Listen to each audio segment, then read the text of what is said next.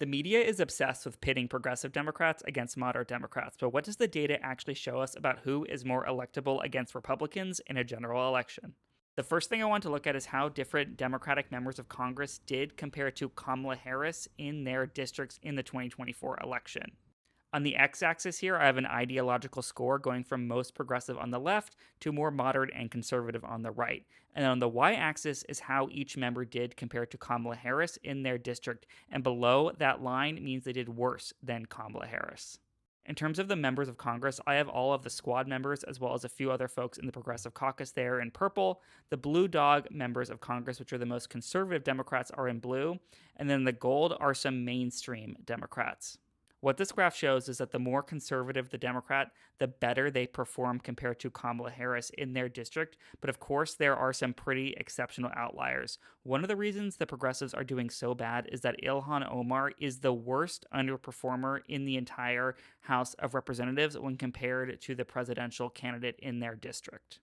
And then you can see the top performing blue dog is Ed Case out of Hawaii, although you have some other folks like Henry Cuellar here and Jared Golden that are winning districts that Donald Trump won. In general, progressives are only doing 2 points better than Kamala Harris, and Blue Dog members are doing 9 points better. But candidate quality matters a lot here, and there are always exceptions. AOC, Frost, Tlaib, they're doing pretty well, as well as other members of the Blue Dog Coalition. So this is just a generalization, but gives you some guide that yes, conservative Democrats typically do better than progressive Democrats in general elections. We also see this reflected in polling for the 2026 election. Right now in North Carolina, a state that Donald Trump won, Roy Cooper, a moderate former Democratic governor of the state, is leading by almost 7 points in the polling average. And we have a similar story with moderate Democrat Jon Ossoff in the state of Georgia, where he is also ahead by 7 points.